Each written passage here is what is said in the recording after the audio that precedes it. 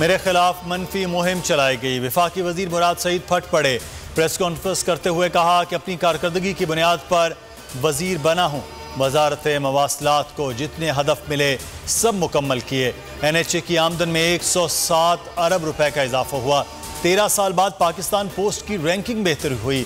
3 साल में 2000 से ज्यादा किलोमीटर सड़कें बनाई।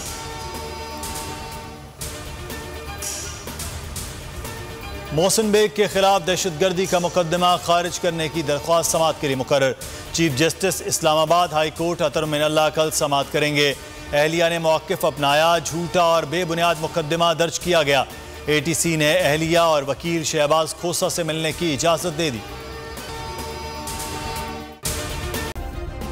सब्सक्राइब करें और बेल दबाएं ताकि कोई खबर रह न जाए।